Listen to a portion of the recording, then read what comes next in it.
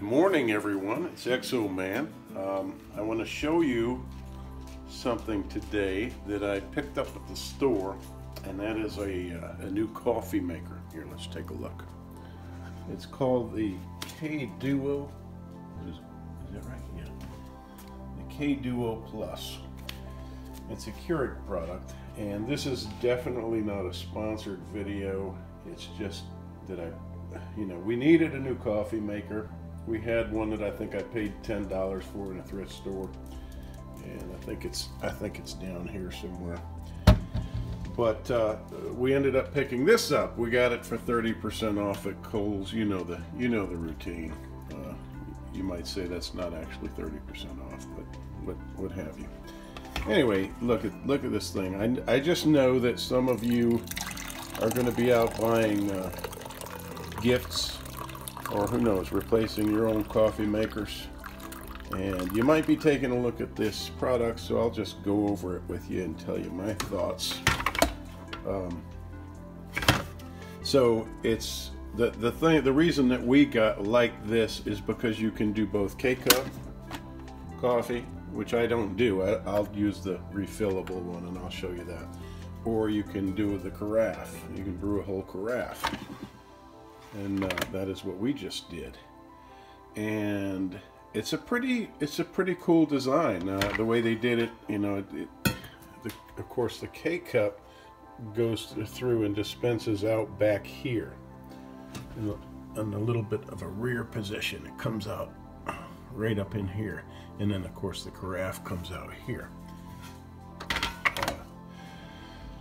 And they have a reservoir, which is this, and I'm still exploring this thing, and it's got a filter in it, and you've got this thing that is kind of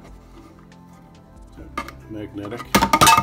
Yeah, well, it's a magnet that doesn't really work very well. I guess that magnetic feature on this is to keep the thing from moving so much. Let's see how that's kind of stabilizes it.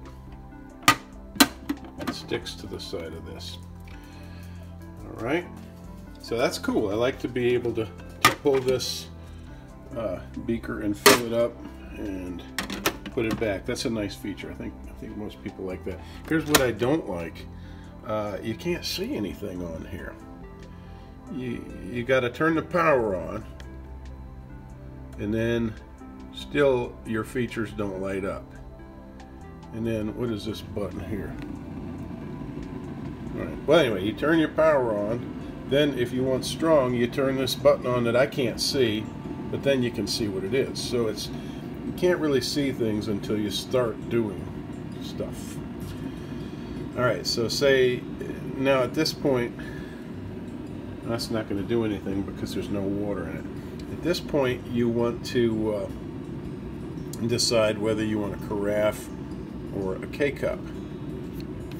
Looks like that. See, we just had this for a few days, and it looks like the ink the printing is already wearing off of there. That's ridiculous. I didn't even notice that. Anyway, so you choose which one you want, and then you choose your strength. Let's put some water in here. Do this the wrong way. So the idea with the thermal carafe, of course, is it's supposed to keep your coffee warm for a while.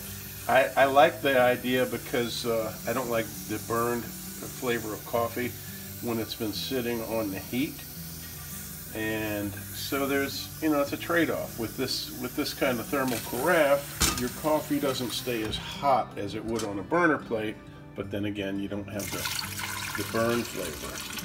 And that's not how you do this. I'm just doing this because it's something I can do while I'm filming. And I got no place in my sink.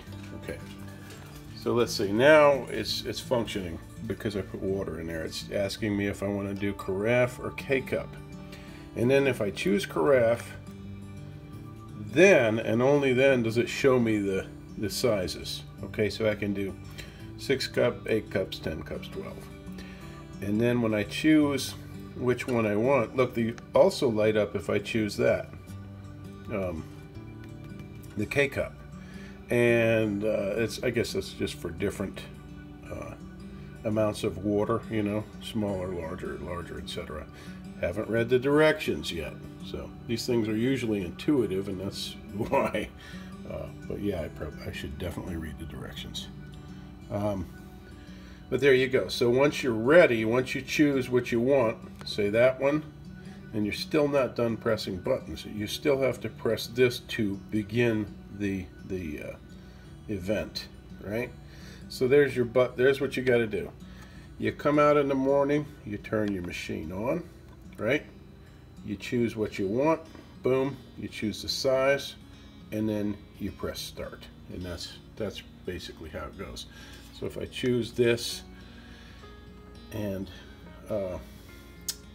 I want 10 cups, I just press 10 cups, and if I want it strong, I think what that does is slows down the water. It doesn't flow as fast.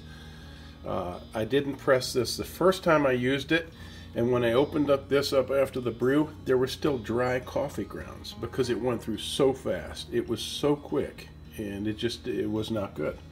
But then I learned that this was, I finally came over and pressed this button and it lit up, and I said, aha. So, and let me add this really quickly. I'm sure you know this already if you've bought and used these kind of machines, but this is a no-go for us because it lets a lot of particulate through. I much prefer using a filter, and the filter fits down in this just fine. You know, these things, you take this basket out, and you dump your grounds, and you're done. Okay, so you rinse that out, start again. But this, yeah, don't like it. Also, I want you to know that we use only Banshee Moon coffee. We have our own coffee roast that we import and roast ourselves. It's terrific whole bean coffee. Check it out on etsy.com/shop/Banshee Moon. The link is in the description below. There you go. There is my look at the Duo Pro Keurig machine. I like it. I don't love it. Again, it's not a sponsored video, but at least this way you know what you're dealing with before you go grab one of these. Okay. Yeah. Again, I like it. It's going to be a lot better for us than the $10 thing. And I think these are in the $150 range. All right. Oh, and by the way, this is what do you call these? Air fryers. And I fought against this. It's kind of stained in there. I fought against this. My wife wanted one of these, and I thought it was just a ridiculous idea. I didn't want it to take up space on the counter. I thought it wasn't worth it. I thought it was a fad, and it would be short-lived, and she wouldn't like it. But she loves it, and I love it. Those are really cool. I don't know if it matters what brand you get, but it's really neat. Look into air fryers if you haven't already. Oh, and I'm sorry, I almost forgot to show you this. I bought a couple of things to go with this Keurig. These are the K-Cup, the reusable K-Cups. I just think it's ridiculous for me in my mindset to use those pre-packed K-Cups is ridiculous. Number one, you just have to buy whatever flavor you want, and that's it. You've got it, or a mix of flavors. And then you've got coffee that's been sitting on the shelf for God knows how long. You can't do whole bean coffee. It just limits your options. So look at this. This is a nice, interesting invention by this Melita company. It's not great, but it's really cool. It's really clever. So you've got this half of